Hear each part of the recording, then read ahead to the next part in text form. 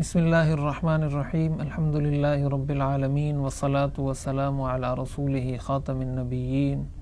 و امام المتقین وقائد الغر المحجلین وعلی آلہ واصحابہ اجمعین اما بعد۔ السلام علیکم ورحمۃ اللہ وبرکاتہ۔ محترم ناظرین، پروگرام چھوٹی بات بڑی نیکی کے ساتھ رشید احمد حاضر خدمت ہیں۔ اس دنیا میں بہت سی قومیں گزری ہیں اور ہر قوم، ہر قبیلے کی اپنی کچھ روایات ہوتی ہیں، اپنی کچھ ٹریڈیشنز ہوتی ہیں، اپنی کوئی ثقافت، کوئی کلچر، کوئی تہذیب اور تمدن ہوا کرتا ہے، اور اس پر قوموں کی تہذیب اور ثقافت پر بہت ساری چیزوں کا اثر ہوتا ہے۔ ان کی ثقافت پر اس بات کا بھی اثر ہوتا ہے کہ وہ زمین کے کس خطے کے رہنے والے ہیں، وہ کسی پہاڑی علاقے کے رہنے والے ہیں یا کسی میدانی اور ہموار زمین کے رہنے والے ہیں۔ ان کی زندگی پر، ان کی روایات پر مذہب کا بھی اثر ہوتا ہے کہ وہ کس مذہب سے بلونگ کرتے ہیں، وہ کون سے مذہب سے تعلق رکھتے ہیں۔ اس چیز کا بھی ان کی زندگی پر اور ان کی روایات پر بڑا گہرا اثر ہوتا ہے۔ اسی کے ساتھ ساتھ ان کی زبان کا، ان کی بولی کا، ان کی لینگویج کا بھی تہذیب اور ثقافت پر اثر ہوتا ہے۔ یہ تہذیب یا ثقافت، کوئی بھی کلچر جب وجود میں آتا ہے تو وہ یوں ہی وجود میں نہیں آ جاتا، بلکہ یہ ساری چیزیں مل کر ایک ثقافت کو جنم دیتی ہیں۔ کسی علاقے کا موسم اگر ہر وقت گرم رہتا ہے تو وہاں کے رہنے والوں کا رہن سہن اس علاقے کے لوگوں سے بالکل مختلف ہوگا جہاں ہر وقت سردی ہوتی ہے۔ تو یہ ساری چیزیں ہوتی ہیں جن کا انسان کی زندگی پر اور اس کے معاشرے میں ایک خودکار طریقے سے ان ساری چیزوں کے اثر کے نتیجے میں پیدا ہونے والی تہذیب پر بہت بڑا اثر ہوتا ہے۔ قرآن اور حدیث کی روشنی میں مسلمان ایک قوم ہے۔ قرآن کریم نے کہا انما المؤمنون اخوۃ، اور حضور علیہ الصلاۃ والسلام نے فرمایا المسلمون کجسد واحد، کہ مسلمانوں کی مثال ایک جسم کی ہے۔ اب مسلمانوں کی بھی اپنی کچھ روایات ہوں گی، اپنی کوئی ٹریڈیشنز ہوں گی، اپنا کوئی کلچر، کوئی تہذیب اور ثقافت ہوگی، اور مسلمانوں کی روایات پر ظاہر ہے کہ اسلام کے ہی اثرات ہوں گے اور ہونے چاہیے۔ کوئی قوم اگر اپنے آپ کو مسلمان کہتی ہے تو مسلمان ہونے کا مطلب ہی یہ ہوگا کہ اس کی روایات، اس کا کلچر، اس کی تہذیب وہ اسلام کے مطابق ہو۔ اب بحیثیت مسلم امہ، بحیثیت مسلم قوم، ہماری تہذیب کیسی ہونی چاہیے؟ تو اس کے اندر اگر ہم قرآن کریم کو دیکھیں، اسلام کی طرف رجوع کریں، اسلامی تعلیمات کو دیکھنا چاہیں، تو سب سے پہلی چیز جو ہمیں قرآن کریم میں ملتی ہے، قرآن کریم میں اللہ تعالیٰ نے فرمایا یا ایھا الذین آمنوا لا تکونوا کالذین کفروا۔ یہ ایک بنیادی اصول ہے ہمارے پاس بحیثیت مسلم، اور قرآن کریم کی واضح آیت ہے جس کا ترجمہ یہ ہے کہ اے ایمان والو کافروں کی طرح مت بنو، اے ایمان والو ان لوگوں کی طرح مت ہو جاؤ جنہوں نے کفر کیا، جنہوں نے اپنے رب کا انکار کیا۔ یہ بالکل ایک واضح رہنمائی ہے اور ایک بہت بڑا اور بنیادی اصول ہے جس کی روشنی میں ہم اپنی تمام روایات کو ترتیب دے سکتے ہیں، ہم اپنی تمام روایات کے بارے میں فیصلہ کر سکتے ہیں کہ ہماری یہ روایت ٹھیک ہے اور یہ روایت ٹھیک نہیں ہے۔ اس اصول کو مد نظر رکھتے ہوئے کہ ہم یہ دیکھیں ہماری زندگی میں کون سا کام ایسا ہے جس میں ہم شریعت کی اتباع کر رہے ہیں، جس میں ہم اپنے مذہب کو فالو کر رہے ہیں، اور کون سی چیزیں اور کون سے اعمال ایسے ہیں جن کے اندر ہم مغرب کو فالو کر رہے ہیں، جن کے اندر ہم کافروں کی تقلید کر رہے ہیں، اور ان کافروں کی تقلید کی روایات کا، ان کے مذہب کا یا ان کی چیزوں کا اثر ہمارے کلچر پر ہو رہا ہے۔ بحیثیت مسلم امہ ہم اس چیز کا اگر جائزہ لیں تب ہم اس بات تک پہنچ سکتے ہیں، اس نتیجے پر پہنچ سکتے ہیں کہ ہم یہ فیصلہ کر سکیں کہ یہ چیزیں اسلامی روایات میں سے ہیں اور یہ چیزیں اسلامی روایات میں سے نہیں ہیں۔ قرآن کریم کی اس آیت کے علاوہ اگر ہم دیکھیں تو حضور علیہ الصلاۃ والسلام کی مبارک حدیث ہے، عبداللہ ابن عمر رضی اللہ تعالی عنہ راوی ہیں، ابو داؤد کے اندر امام ابو داؤد رحمہ اللہ نے کتاب اللباس میں اس حدیث کو ذکر کیا۔ حضور علیہ الصلاۃ والسلام کا فرمان مبارک ہے، من تشبہ بقوم فہو منہم، جس نے جس قوم کے ساتھ مشابہت اختیار کی وہ انہی میں سے ہے۔ یعنی ہم یہ دیکھیں کہ دنیا میں ہم کن جیسا بننا چاہتے ہیں، ہم کیا چاہتے ہیں کہ ہم اپنے ظاہری حلیے سے، ہم اپنے کردار سے، اپنے قول اور عمل سے، اپنے کردار اور گفتار سے ہم کس جیسے نظر آئیں۔ ہمیں اگر کوئی شخص دیکھے تو وہ کیا سمجھے کہ یہ کس جیسا لگ رہا ہے، اس کی مشابہت کس کے ساتھ ہے۔ حضور علیہ الصلاۃ والسلام نے فرمایا جو جس کے ساتھ مشابہت اختیار کرے گا وہ انہی میں سے ہو جائے گا۔ اب یہ ہمارے پاس دوسرا اصول ہے اپنی روایات کو مرتب کرنے کا، اور ہمارے معاشرے میں پائی جانے والی رسموں کا، رواجوں کا اور تہواروں کا، اس کے بارے میں یہ ہمارے پاس دوسرا اصول ہے کہ ہم جو روایات، جو کلچر، جو رسم اور جو رواج اور جو تہوار منانے جا رہے ہیں، آیا اس کے اندر ہم کفار کے ساتھ مشابہت کر رہے ہیں یا ہم اس کے اندر اسلامی تعلیمات کو فالو کر رہے ہیں۔ قرآن کریم کے اندر اللہ تعالیٰ نے قیامت کے حالات ذکر کرتے ہوئے فرمایا احشروا الذین ظلموا وازواجہم، کہ قیامت کے دن حکم دیا جائے گا کہ ظالموں کو اور ان جیسوں کو جمع کر کے جہنم میں ڈال دو۔ تو مفسرین نے یہ لکھا ہے کہ وَأَزْوَاجَهُمْ سے مراد یہاں پر وہی لوگ ہیں جو ان جیسی صورت، ان جیسی سیرت اور ان جیسے کام کیا کرتے تھے، قیامت کے دن وہ بھی انہی کے ساتھ ہو جائیں گے۔ اور یہ بات قرآن کریم کی کسی ایک آیت میں نہیں، کئی آیات میں یہ مفہوم وارد ہوا ہے۔ قرآن کریم کی ایک دوسری آیت میں ارشاد ہے وَإِذَا النُّفُوسُ زُوِّجَتْ، جب نفوس کو، جب لوگوں کو جوڑے جوڑے کر دیا جائے گا۔ مفسرین نے اس آیت کی تفسیر میں لکھی ہے کہ یہاں پر جوڑا بنانے سے مراد یہ ہے کہ جو ظالم تھا اس کے ساتھ ان تمام لوگوں کو جمع کر دیا جائے گا جو ان ظالموں کے ساتھ مشابہت اختیار کیے ہوئے تھا، جو ان ظالموں جیسے کام کیا کرتا تھا ان کا ایک جوڑا بنا دیا جائے گا، جو کافر تھے، کافروں کے ساتھ مشابہت اختیار کرنے والے تھے، ان کا ایک جوڑا بنا دیا جائے گا، اور ہر آدمی اسی طرح صف میں کھڑا ہوگا اس شخص کے پیچھے جس کی وہ مشابہت اختیار کرتا تھا۔ حضور علیہ الصلاۃ والسلام نے ایک مبارک حدیث میں ارشاد فرمایا المرء مع من احب، انسان قیامت کے دن اسی کے ساتھ ہوگا جس کے ساتھ اس کی محبت ہوگی۔ اب ہم یہ دیکھیں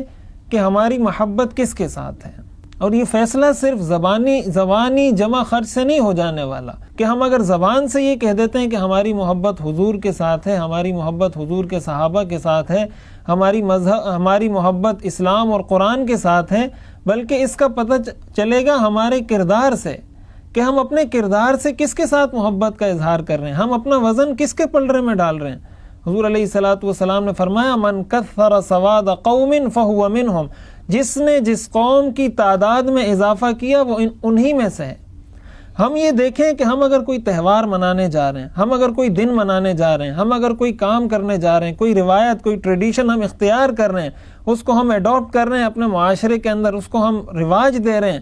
تو ہم یہ دیکھیں کہ ہم کن لوگوں کی تعداد میں اضافہ کر رہے ہیں۔ آیا ہم مسلمانوں کی تعداد میں اضافہ کر رہے ہیں یا ہم غیروں کی نقالی کرتے ہوئے ان کی تعداد میں اضافہ کر رہے ہیں کہ کل کو اگر کاؤنٹنگ ہوتی ہے، کل کو اگر کوئی شمار کرتا ہے تو وہ یہ کہے کہ یہ غیر اسلامی تہوار اتنے لوگوں نے منایا، تو اس میں سے اگر 60% غیر مسلم ہو اور 40% مسلمان ہو تو یہ جو 40% ہیں ان مسلمانوں نے غیروں کی اور کافروں کی تعداد میں اضافہ کیا۔ یقیناً یہ بہت خطرے کی بات ہے، انتہائی خطرناک بات ہے کہ ہم غفلت کے اندر، لاپرواہی کے اندر، اور ہم اس کو کوئی زیادہ اہمیت نہیں دیتے، اور ہم اسی تصور کے ساتھ کہ یہ کوئی بہت بڑی چیز نہیں ہے، کوئی بہت بڑا معاملہ نہیں، یہ تو وقتی چیز ہے، اور ہم یہ سمجھتے ہوئے ایک ایسے گناہ کا ارتکاب کر جاتے ہیں جو ہمیں بہت ہی خطرناک حد تک کسی دوسری صف میں لا کر کھڑا کر دینے والا ہے۔ ہمارے معاشرے کے اندر اس طرح کی بہت ساری چیزیں رائج ہو چکی ہیں، بہت سارے تہوار منائے جاتے ہیں، کرسمس منایا جاتا ہے،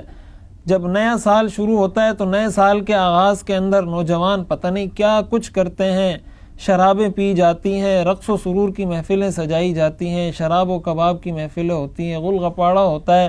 پتہ نہیں نوجوان روڈوں پر ون ویلنگ کرتے ہوئے کتنے حادثات ہو جاتے ہیں، کچی شراب پینے کی وجہ سے کتنے لوگوں کی جانیں چلی جاتی ہیں، اور یہ نیو ایئر نائٹ منایا جا رہا ہے، نئے سال کی خوشی منائی جا رہی ہے۔ خوشی منانے کا طریقہ تو یہ تھا کہ ہم اللہ کا شکر ادا کرتے کہ اللہ نے ہمیں ابھی تک صحیح سلامت زندگی عطا فرمائی، اور آگے جو زندگی ہے ہم اس رات کو یہ عزم کرتے کہ یا اللہ میں آئندہ زندگی یہ کوشش کروں گا کہ آپ کی تعلیمات اور آپ کے احکامات کے مطابق گزار سکوں۔ اس لیے کہ سال گزرنے کا مطلب تو یہ ہوا کہ جب سال گزرا، جب ایک دن گزرا، اتنا ہم قبر کے قریب چلے گئے۔ تو قبر کے قریب جانے والے شخص کو تو یہ کرنا چاہیے کہ وہ قبر کی تیاری میں لگ جائے، اور ہم اسی موقع پر، اسی موقع پر وہ کام کر رہے ہوتے ہیں جو شریعت کے احکامات کی ایک تو صریح خلاف ورزی ہوتی ہے، اور ساتھ ہی ساتھ اس کے اندر ہم غیروں کی مشابہت اختیار کر رہے ہوتے ہیں، اور اسی کے ساتھ ساتھ کئی گناہوں کا ارتکاب کر رہے ہوتے ہیں۔ ہمارے ہاں جس طریقے سے شراب پی جاتی ہے، حضور علیہ الصلاۃ والسلام نے فرمایا کہ اللہ تعالیٰ کی لعنت ہے شراب پینے والے پر، پلانے والے پر، بیچنے والے پر، خریدنے والے پر، جو کسی کو لا کر دیتا ہے۔ 8 لوگوں پر شراب کی وجہ سے حضور علیہ الصلاۃ والسلام نے فرمایا اللہ کی لعنت برستی ہے۔ تو ہم اگر نئے سال کے آغاز میں ہی اس چیز سے سال کا آغاز کریں گے تو پھر سال کے دوران ہم کس چیز کا رونا روتے ہیں؟ والدین کو اپنی اولاد کا پتہ نہیں ہوتا، ان کو پتہ نہیں ہوتا ہمارا بیٹا کہاں جا رہا ہے، ہمارا بیٹا کیا کر رہا ہے، اور خود ہم پتہ نہیں کیا کیا کر رہے ہوتے ہیں۔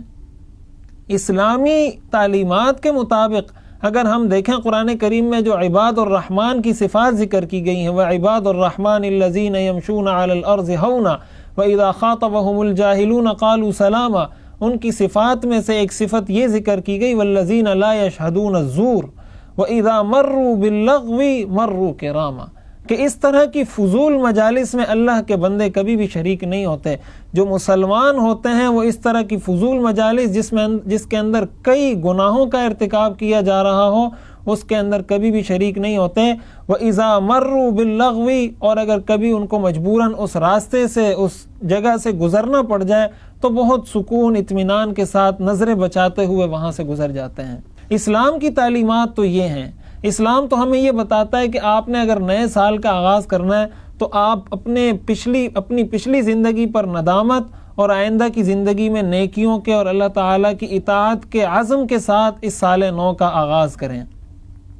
جو گناہگار ہیں، جنہوں نے کسی بھی طرح کا گناہ کیا، چور ہے، اس کو چاہیے کہ وہ چوری سے توبہ کر کے یہ عزم کرے کہ آئندہ جو سال شروع ہو رہا ہے اس میں چوری نہیں کروں گا۔ کوئی ڈاکو ہے تو وہ یہ توبہ کرے کہ میں اب تک جو گناہ کیا میں اس سے توبہ کرتا ہوں، اور آئندہ جو سال شروع ہو رہا ہے اس میں یہ کام نہیں کروں گا۔ جو آفیسرز ہیں وہ یہ دیکھیں کہ اگر ہم نے اس سے پہلے رشوت لی ہے، ہم گناہوں کا ارتکاب کرتے رہے، ہم بددیانتی کرتے رہے ہیں، ہم وقت پر اپنی ڈیوٹی پر موجود نہیں رہے، یا ہم تنخواہ لیتے رہے اور ہم گھر میں موجود رہے، اب جو سال شروع ہو رہا ہے میں یہ عزم کرتا ہوں کہ میں آئندہ اپنی ڈیوٹی پر وقت پر آؤں گا، اپنی ڈیوٹی امانت کے ساتھ ادا کروں گا۔ جو ججز ہیں وہ یہ دیکھیں کہ اگر ہم نے پچھلے سال ناانصافی کے ساتھ فیصلے کیے ہیں تو ہم آئندہ سال، اب جو سال شروع ہو رہا ہے اس میں ہم ناانصافی نہیں کریں گے۔ اگر ایک مزدور ہے تو وہ یہ دیکھے کہ پچھلے سال میں نے مزدوری کی، اس میں نے مالک کو دھوکہ دیا، اس کے اندر میں نے دھوکہ دہی سے کام لیا، اس میں نے فراڈ کیا، اس میں نے کسی کو اس انداز سے ڈیل کیا کہ مجھے یہ ڈیل نہیں کرنا چاہیے تھا اس طریقے سے۔ اس مزدور کو چاہیے کہ وہ یہ عزم کرے کہ آئندہ سال سے اب میں اپنے معاملات کو شریعت کے مطابق رکھوں گا، لوگوں کو دھوکہ نہیں دوں گا، بلکہ اپنے کام کو امانت اور دیانت کے ساتھ انجام دوں گا۔ جس شعبہ زندگی سے جو شخص وابستہ ہے اس کی یہ ذمہ داری بنتی ہے کہ اس سال کے اختتام پر وہ اپنی پرکھ کرے، اپنی جانچ کرے، اپنا احتساب کرے کہ میں کیا ہوں، میں نے پچھلے سال کیا کچھ کیا، کیا میں نے پایا اور کیا میں نے گوایا۔ اس چیز کا وہ اگر احتساب کرتا ہے تو شریعت ہمیں یہ بتاتی ہے کہ اس طریقے سے ہم نے آغاز کرنا ہے۔ مجھ سے ایک دفعہ یونیورسٹی میں میرے ایک اسٹوڈنٹ نے پوچھا کہ سال نیا شروع ہوتا ہے تو یہ تو اللہ تعالیٰ کی نعمت ہے، تو اس کو منانے میں کیا حرج کی بات ہے؟ تو میں نے ان سے یہ عرض کیا کہ سال کو منانے سے کون روکتا ہے آپ کو کہ نیا سال شروع ہو رہا ہے، لیکن سال منانے کا طریقہ تو یہ ہے کہ آپ مصلی پر کھڑے ہو کر 2 رکعت نماز پڑھیں، قرآن کریم کی تلاوت کریں، اللہ تعالیٰ کا شکر ادا کریں کسی غریب کے ساتھ کوئی مدد کر دیں، اپنے والدین سے کچھ دعائیں لے لیں، بہن بھائیوں کی کچھ خدمت کر لیں، اور اس نیت سے کریں کہ یہ سال کا آغاز ہے اور میں اللہ کا شکر ادا کر رہا ہوں کہ اللہ تعالیٰ نے مجھے یہ ساری نعمتیں دی ہیں، اور انشاءاللہ میں آئندہ پورا سال یہ عزم کرتا ہوں کہ میں اسلامی تعلیمات کے مطابق، اللہ تعالیٰ کے احکامات کے مطابق بحیثیت ایک مسلم زندگی گزاروں گا۔ سال اگر مسلمان نے منانا ہے اس نے تو اسی طرح منانا ہوگا۔ حضور علیہ الصلاۃ والسلام نے ایک موقع پر نہیں، کئی مواقع پر حضور علیہ الصلاۃ والسلام نے کفار کی مشابہت سے بچنے کا حکم دیا ہے آپ علیہ الصلاۃ والسلام نے۔ عموماً ہمارے نوجوانوں کی طرف سے یا جو عقل پرست لوگ ہوتے ہیں ان کی طرف سے یہ کہا جاتا ہے کہ یہ تو ظاہر ہے، اصل ایمان دل کی چیز ہے، دل میں ایمان ہوتا ہے، اس سے کچھ نہیں ہوتا۔ یہ بات سراسر غلط ہے۔ اس کی وجہ یہ ہے کہ ایمان کا تعلق اگرچہ دل سے ہے لیکن ان ساری ظاہری چیزوں کا انسان کے باطن پر اثر ہوتا ہے۔ آپ جس طرح کے لوگوں کے ساتھ رہیں گے، حضور علیہ الصلاۃ والسلام نے فرمایا کہ اچھی صحبت کی مثال اس شخص کی سی ہے جو خوشبو بیچنے والا ہو، کہ آپ اگر اس کے پاس بیٹھیں گے تو اگر خوشبو آپ نہ بھی خریدیں تو کچھ نہ کچھ خوشبو آپ کے جسم پر لگ ہی جائے گی، کپڑوں پر لگ ہی جائے گی۔ اور بری صحبت کی مثال اس شخص کی سی ہے جو بھٹی میں لوہا گرم کرتا ہو، تو اگر کچھ نہ بھی ہو تو وہ آگ کی چنگاریاں اڑ اڑ کر آپ کے کپڑوں کو داغدار کر دے گی۔ تو ظاہر کا اثر باطن پر ہوتا ہے۔ اگر ہم اپنے ظاہر کو نہیں بنائیں گے تو ہمارا باطن کیسے بنے گا؟ اصل تو یہ ہے کہ ہم ظاہر بنا دیں، اور باطن بنانا تو بہت مشکل کام ہے۔ تیرے محبوب کی یا رب شباہت لے کے آیا ہوں، حقیقت اس کو تو کر دے، میں صورت لے کے آیا ہوں۔ حضور علیہ الصلاۃ والسلام نے فرمایا باکو وَإِلَّا فَتَبَاکُ، کہ جب دعا کرو اللہ سے مانگو تو رو، اور اگر رونا نہیں آتا تو رونے کی صورت بناؤ۔ یہ تو ہمارے بس میں ہے کہ ہم صورت بنائیں، یہ تو ہمارے بس میں ہے کہ ہم ظاہراً اپنے آپ کو ایسا بنا دیں، ہماری تہذیب، ہمارا کلچر اور ہمارا رہن سہن، بود باش ہماری ایسی ہو کہ جس سے یہ جھلک محسوس ہو کہ یہ ایک مسلمان قوم ہے۔ اس سے یہ جھلک محسوس نہیں ہونی چاہیے کہ ان کا تعلق شاید کسی دوسرے مذہب سے ہے۔ حضور علیہ الصلاۃ والسلام نے کئی مواقع پر اس طرح کے کاموں سے منع فرمایا۔ مثلاً آپ دیکھیں، جب حضور علیہ الصلاۃ والسلام مدینہ منورہ تشریف لائے تو محرم کا روزہ آپ رکھا کرتے تھے، 10 محرم کا۔ حضور علیہ الصلاۃ والسلام کو جب یہ پتہ چلا کہ یہود بھی 10 محرم کا روزہ رکھتے ہیں اور ان کا یہ اعتقاد ہے کہ موسیٰ علیہ السلام اور بنی اسرائیل کو جو اللہ تعالیٰ نے نجات دی تھی وہ 10 محرم کو نجات دی تھی، اس خوشی میں وہ محرم کا روزہ رکھتے ہیں، تو حضور علیہ الصلاۃ والسلام نے فرمایا لَإِنْ عِشْتُ إِلَىٰ قَابِلْ لَأَصُومَنَّ التَّاسِعَ، کہ اگر اگلے سال میں زندہ رہا تو میں 9 محرم کا بھی روزہ رکھوں گا تاکہ کافروں کے ساتھ میری یہ مشابہت نہ رہے۔ اب آپ دیکھیے کہ روزہ رکھنا ایک عبادت ہے، اور کافر وہ عبادت کرتے تھے، لیکن حضور علیہ الصلاۃ والسلام کو یہ بھی پسند نہ تھا کہ کافروں کے ساتھ ہم اپنی عبادت میں مشابہت اختیار کریں۔ حضور علیہ الصلاۃ والسلام نے جو داڑھی کو لال خضاب لگانے کا حکم دیا، حضور علیہ الصلاۃ والسلام نے اس کے اندر حکمت یہ بتائی۔ صحیح مسلم کی روایت ہے، آپ نے فرمایا کہ اپنی داڑھی کو خضاب لگایا کرو اور مشرکین کی مخالفت کیا کرو، مشرکین اور یہود کی مخالفت کرو کہ وہ داڑھی کو خضاب نہیں لگاتے، تم داڑھی کو خضاب لگایا کرو۔ تو کئی مواقع پر ایسے کاموں میں جن میں تو ہمیں محسوس بھی شاید نہ ہو کہ کیا اس میں بھی کوئی مشابہت ہو سکتی ہے، لیکن حضور علیہ الصلاۃ والسلام نے اس میں بھی ہمیں منع فرمایا۔ اس طرح کی چیزوں میں مشابہت اختیار کرنا جو کئی کبیرہ گناہوں کا مجموعہ ہو، اور پھر وہ زمانے کے ایک ایسے موڑ پر ہو کہ ایک نئے سال کا آغاز ہو رہا ہو، اس موقع پر اگر ہم اس طرح کے اعمال کریں گے، اس طرح کے گناہوں کا ارتکاب کریں گے، تو ہمیں خود دیکھ لینا چاہیے کہ پھر ہماری آگے کی زندگی کیسے ہوگی۔ پھر اگر ہم یہ شکوہ کرتے ہیں کہ ہماری زندگی میں بے برکتی ہے، یا ہمارا وقت اچھا نہیں گزر رہا، یا ہمارے گھر میں لڑائی جھگڑے ہو رہے ہیں، یا ہمارے گھر میں برکت نہیں ہے، یا ہم پر جنات کا اثر ہو رہا ہے، یا ہم پر جادو کا اثر ہو رہا ہے، تو یہ ساری چیزیں، یہ سارے اثرات، یہ ساری بے برکتیاں قرآن اور حدیث میں یہ چیز بکثرت بار بار بتائی گئی ہے کہ اصل ان چیزوں کا بنیادی سبب وہ انسان کے گناہ ہیں۔ ظہر الفساد فی البر والبحر بما کسبت ایدی الناس، جو انسان کا اپنا عمل ہے یہی سب سے بڑا جادو ہے، یہی سب سے بڑی بلا ہے۔ انسان جب اپنے ان گناہوں سے بچتا ہے، ان گناہوں سے خود کو بچاتا ہے، خود بخود اس کی زندگی برکت والی زندگی بن جاتی ہے، اس کو اپنی زندگی میں چین اور سکون محسوس ہوتا ہے۔ الا بذکر اللہ تطمئن القلوب، اگر زندگی میں چین چاہیے،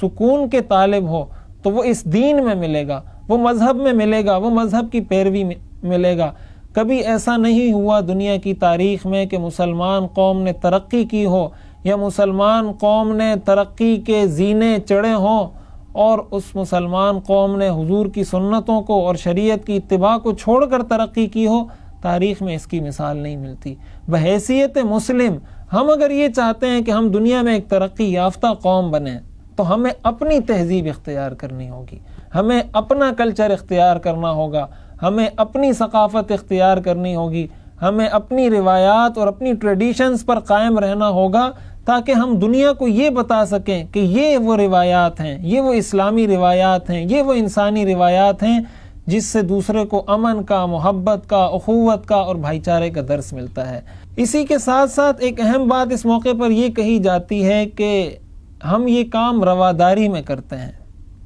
اب یہاں پر یہ بات بھی سمجھنی چاہیے کہ اگر کوئی شخص، اسلام اس بات کا حکم تو دیتا ہے کہ ہم رواداری کریں، لیکن رواداری کا یہ مطلب ہرگز نہیں کہ ہم کافروں کے ساتھ ان کی عبادتوں میں شریک ہو جائیں۔ رواداری کا ہرگز یہ مطلب نہیں کہ ہم رواداری کے اندر کبیرہ گناہوں کا ارتکاب کرنے لگ جائیں۔ رواداری کا ہرگز یہ مطلب نہیں کہ ہم کافروں کی مشابہت اختیار کرنے لگ جائیں۔ رواداری کا تو یہ مطلب ہے کہ آپ اپنی طرف سے ان کے ساتھ جتنی خیرخواہی بھلائی کر سکتے ہیں آپ وہ کریں، لیکن یہ کیا بات ہوئی کہ ان کے ساتھ رواداری کے چکر میں ہم اپنے مذہب کو چھوڑ دیں اور اپنے مذہب کو چھوڑ کر پھر ہم بات یہ کریں کہ مذہب ہمیں رواداری کا درس دیتا ہے، گویا خود مذہب کو چھوڑ کر ہم دلیل بھی مذہب سے پکڑیں۔ یہ بات عقل میں آنے والی نہیں ہے۔ ہمارے ہاں کئی سیاسی قائدین کو دیکھا گیا، کئی لوگوں کو دیکھا گیا کہ وہ اس طرح کی رسومات میں شرکت کرتے ہیں، اس طرح کے تہواروں میں شرکت کرتے ہیں۔ ہمیں اپنے اس رویے پر، اس کام پر اور اپنی اس طرز عمل پر غور کرنا چاہیے کہ ہم کس طرف جا رہے ہیں، ہم قوم کو کس طرف لے کر جا رہے ہیں۔ اللہ تعالیٰ سے دعا ہے کہ اللہ تعالیٰ ہمیں بحیثیت مسلم اسلامی روایات، اسلامی کلچر، اسلامی تہذیب اور ثقافت کو اپنانے کی توفیق عطا فرمائے۔ وآخر دعوانا ان الحمد للہ رب العالمین۔